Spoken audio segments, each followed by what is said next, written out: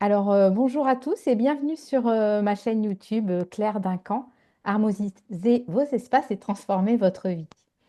Et aujourd'hui, dans cette chaîne qui est vraiment dédiée à la réflexion autour de la relation avec notre habitat, avec nos lieux spirituels, nos lieux de vie, j'ai le plaisir d'accueillir Céline Garnier, qui est donc ma collaboratrice sur beaucoup de projets. Et aujourd'hui, on a cet honneur de rencontrer Marie Sora, qui habite une partie de l'année au Costa Rica et qui a construit une maison assez exceptionnelle. Et on va pouvoir échanger avec elle sur le parcours de sa maison et sa vision de l'être, de l'habitat et de son environnement ensemble. Donc, bienvenue à toutes les deux. Merci d'être là. Merci. Merci Claire, cette présentation. Avec grand plaisir. Céline, c'est toi qui m'as fait rencontrer Marie, que je connais pas encore beaucoup, mais en tout cas qui m'a parlé d'elle. Et donc, j'aurais voulu savoir vraiment comment vous vous êtes rencontrés, comment vous avez été connectés ensemble ces dernières années, ou voilà, comment vous vous êtes rencontrés.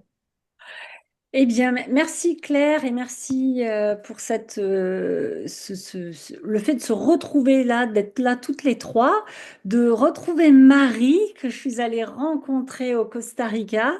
Marie, je t'ai rencontrée il y a à peu près 5 ans, il me semble, où je l'ai contactée parce que je désirais danser. Je sortais petit à petit d'une maladie et j'avais besoin de me reconnecter à mon corps et la vie m'a mis sur le chemin de Marie et j'ai fait un sacré chemin dont l'ultime étape a été d'aller la rencontrer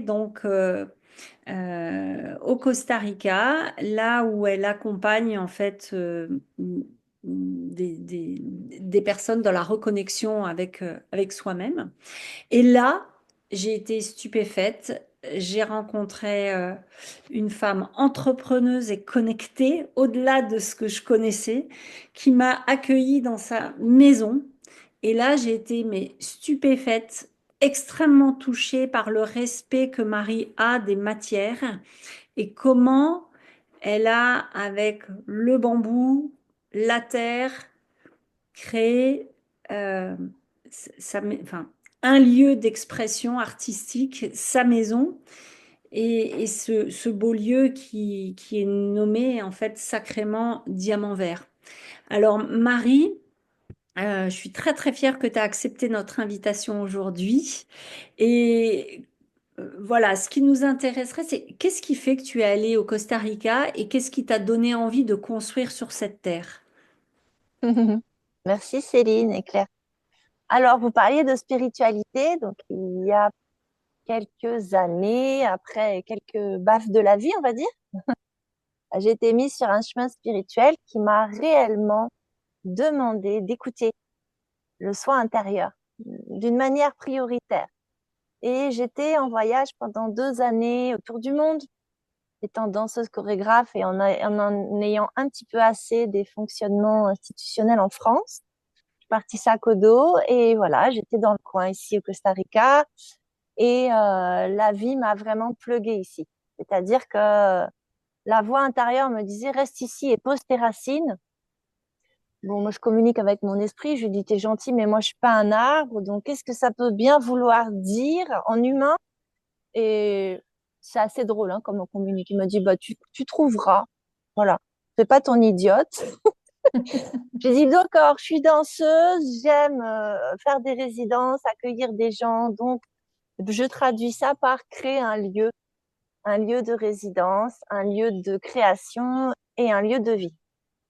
Donc, voilà comment je suis arrivée et comment j'ai assez rapidement et directement fait le choix de construire. C'est-à-dire que j'ai pas trop connu le lieu, que cette année 2019, j'y suis revenue 4 fois. Seulement ici, à Bahia Bajena, ça s'appelle la baie des baleines. Il y a des baleines qui viennent mettre bas à leurs petits ici. C'est un endroit sacré. Voilà, il se passe vraiment beaucoup de choses très mystérieuses par rapport aux eaux aussi, les eaux de rivière très pures, les eaux de la mer, donc baignées par ces baleines qui viennent du nord et du sud. Mais je pourrais vous en parler. En tout cas, la réponse, c'est celle-là. C'est ça. Tout Et d'un je coup, il y me a eu un appel, pardon, excuse-moi, Céline.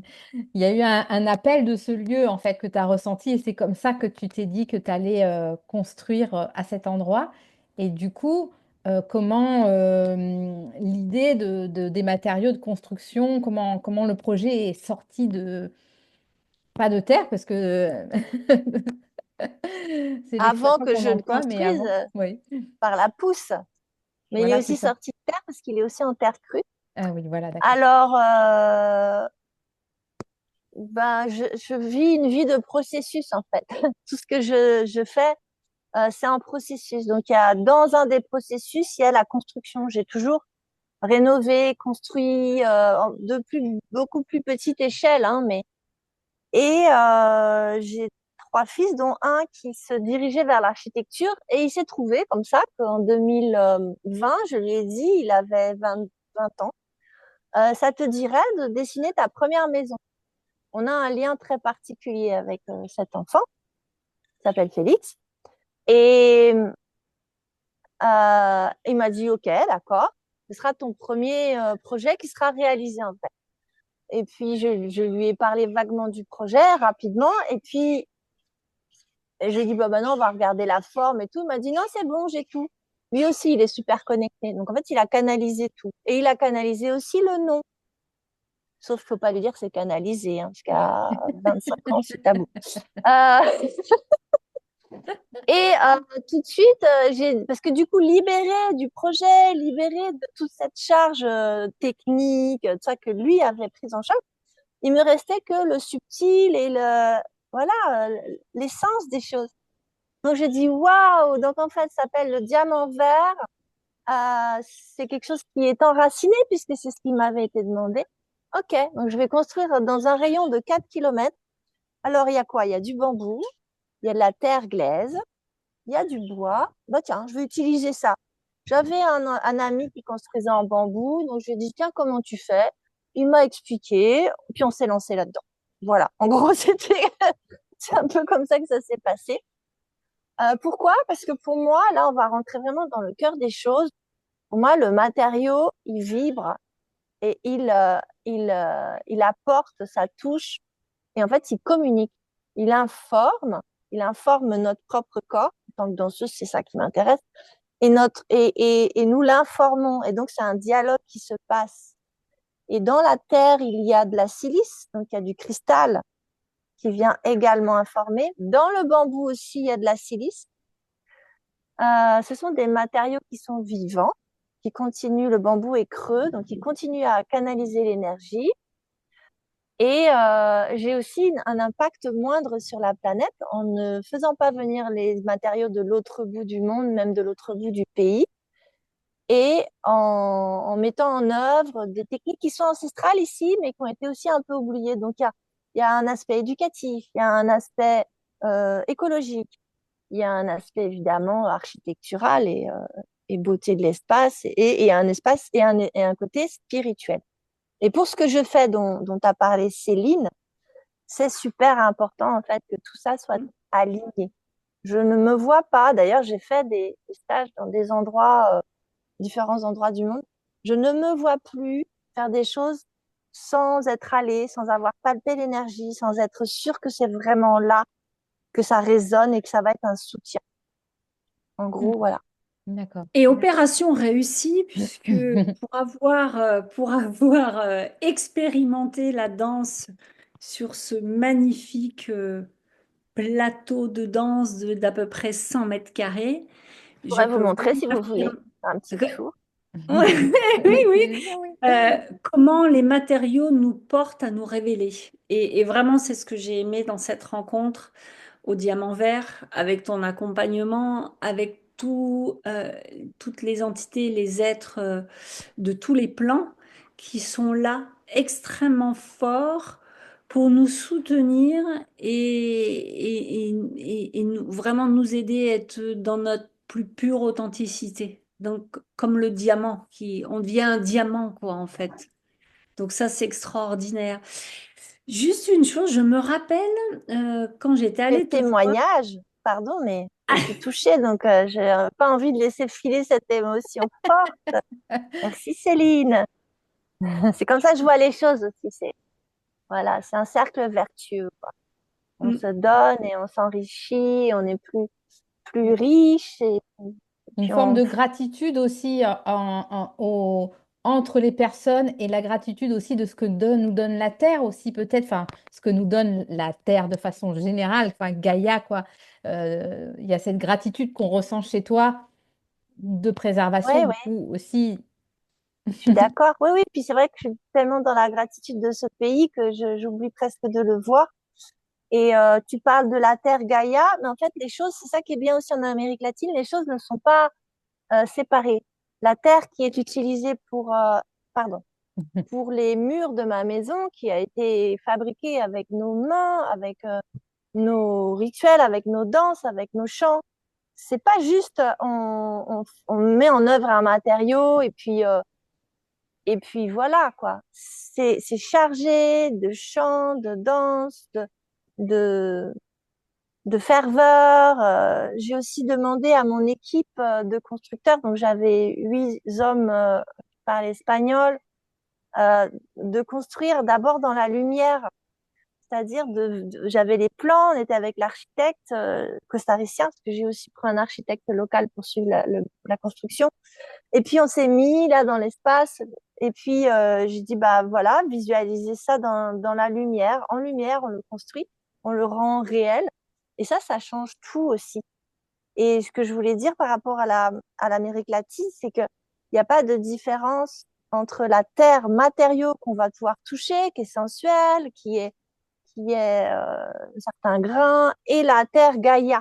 On fait pas la différence comme nous Oui, dans nos pays où mm. on est On se déconnecté. sépare. Et Mm, ouais, mm. c'était aussi l'intérêt de faire l'expérience de ce bâtiment, de rentrer dans cette expérience-là réelle de qu'est-ce que ça veut dire matérialiser, manifester dans la matière euh, un projet qui a sa source dans la spiritualité en fait. Oui, Mm. recréer une forme d'unité entre un ancrage d'une maison, un lieu de partage aussi, la nature, enfin, il y a une espèce de globalité qui est intéressante dans ce processus, peut-être pour atteindre justement, comment dire, un équilibre, quoi. J'allais dire ça comme ça, mais Oui, puis il y a aussi la forme qui fait que vous le voyez derrière moi, mhm. le paysage, la végétation entre par les vues partout. Tout est ouvert. C'est une plateforme de danse, un toit, et puis des cabines fermées, mais pas complètement fermées non plus, parce qu'il y a de la porosité de l'air qui circule, qui vient rafraîchir, la porosité des végétaux, des oiseaux, parfois des oiseaux qui traversent.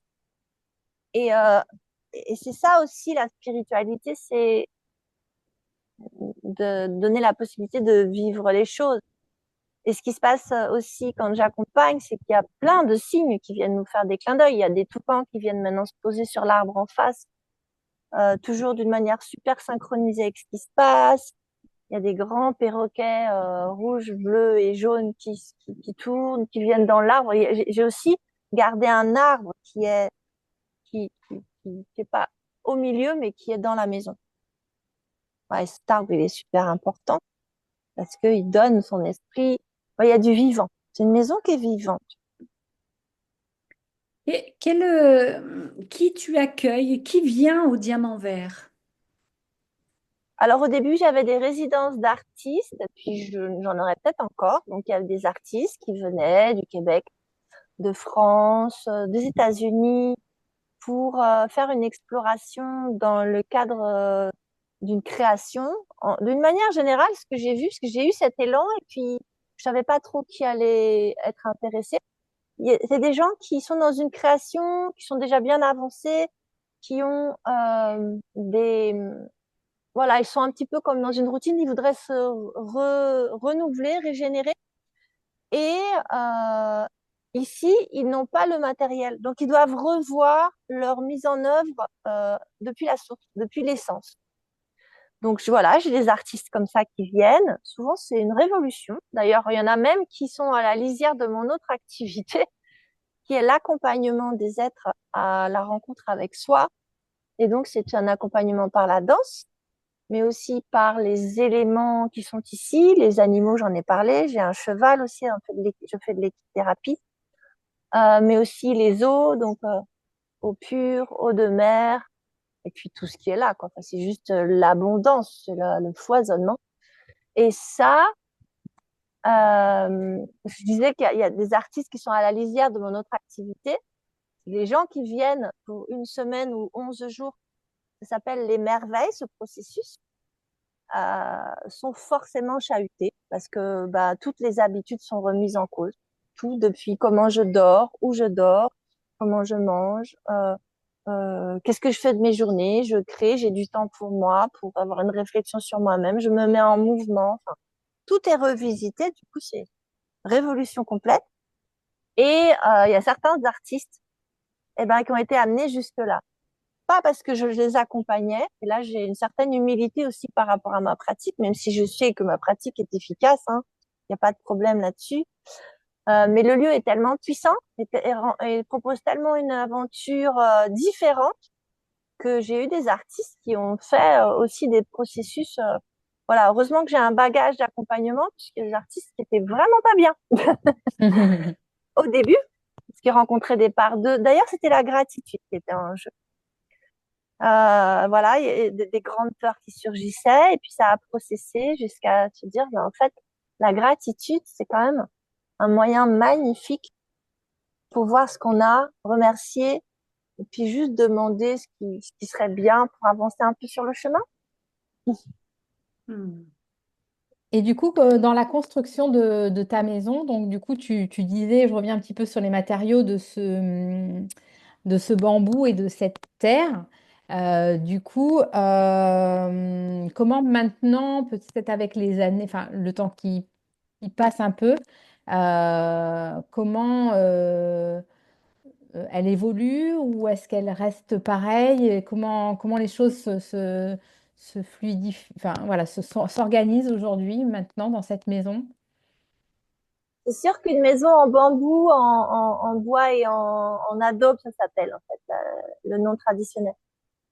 Et donc en terre crue, c'est une maison qui vit et donc qui a besoin d'un entretien, d'une maintenance un peu permanente. Donc ça, c'est le truc un petit peu, voilà, faut avoir pris en compte au départ.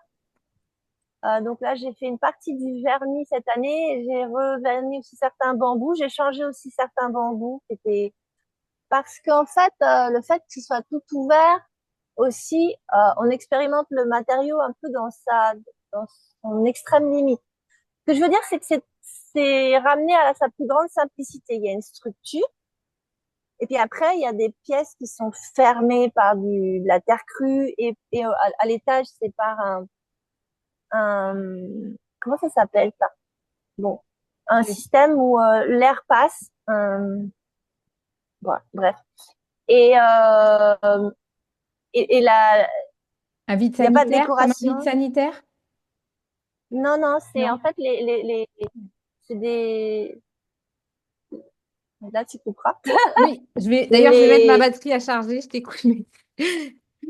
les Je vois que caillebotis, je pense que ça s'appelle. Les caillebotis, c'est Ah peut-être oui, c'est ça. ouais, Le fait que ce ouais. soit ajouré, oui, en fait, je là, vois. il y a pas de décoration, il n'y a pas de fioriture.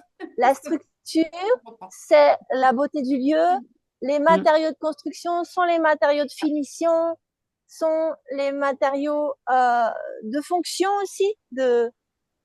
Voilà, un entourage de fenêtres. Là, je l'ai à côté de moi. Le bas de l'entourage de fenêtre, c'est un repose-plat qui va pouvoir faire un lien entre l'intérieur et l'extérieur de la maison. Il n'y a pas réellement d'intérieur-d'extérieur, il y a des grands panneaux glissants. Comme j'ai beaucoup voyagé, il y a aussi cet aspect des choses du Japon, donc des panneaux glissants qui ouvrent complètement l'espace qui est fermé intérieur pour le rendre ouvert sur l'extérieur et du coup créer des vues sur le paysage environnant et puis créer aussi des circulations suivant les températures aussi. J'ouvre, je ferme, je régule comme ça. Et donc, je parlais de ces caillebotis à l'étage. Ils font une apparence d'horizontalité.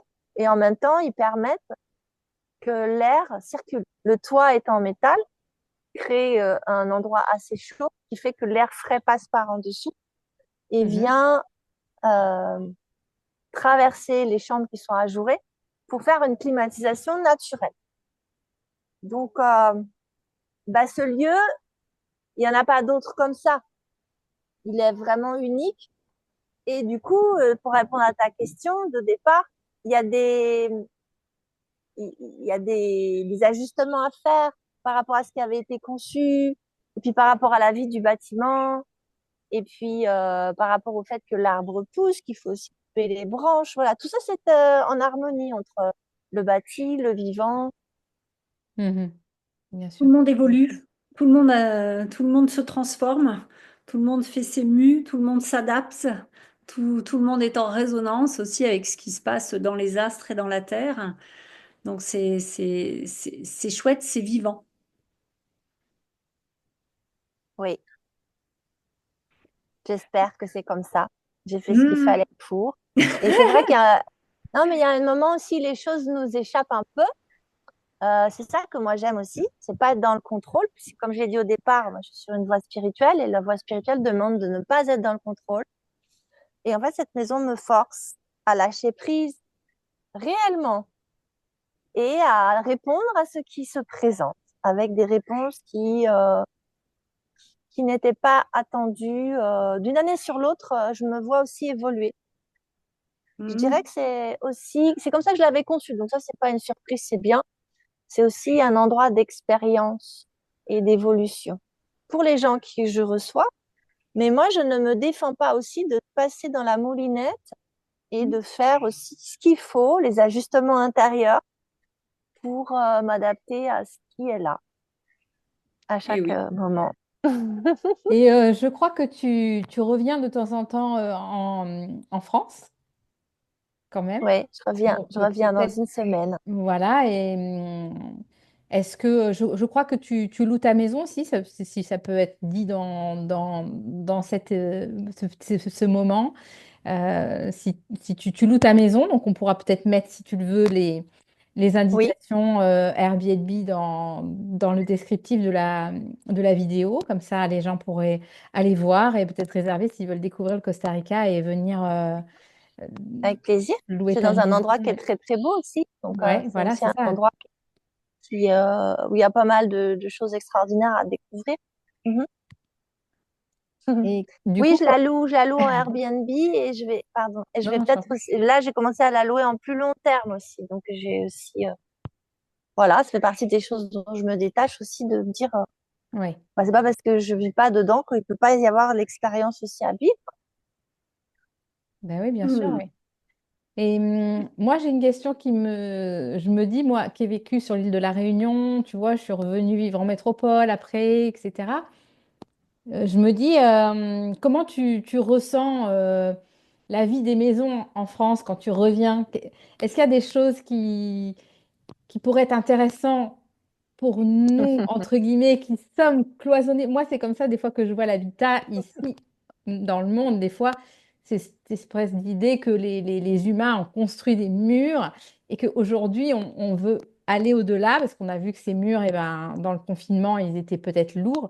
Donc, on a besoin de spiritualité, de comprendre pourquoi ces choses-là étaient vivantes et pas seulement cloisonnées, même si on a besoin de protection, etc., dans les besoins que la maison nous offre.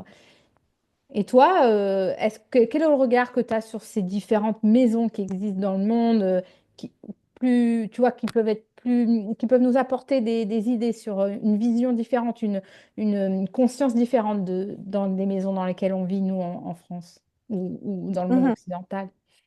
Alors, Céline, elle a parlé de l'accompagnement elle a fait avec moi et moi, j'ai aussi eu un accompagnement avec elle. On a fait la réciprocité puisque j'ai une maison en France, dans l'Aude. Pareil, elle m'a été envoyée aussi par canalisation, c'est très particulier. C'est une maison qui a brûlé, qui a plus que 4 murs, et donc il y a eu un processus de guérison de la maison. Et alors pour répondre à ta question, c'était un préambule parce que c'est aussi une chose que j'envisage d'avoir une maison en France. D'ailleurs, je l'envisage, je ne fais pas que l'envisager, je l'ai, il faut que je la réhabilite. Elle est en cours. En fait, je pense que quels que soient les matériaux, ils sont vivants.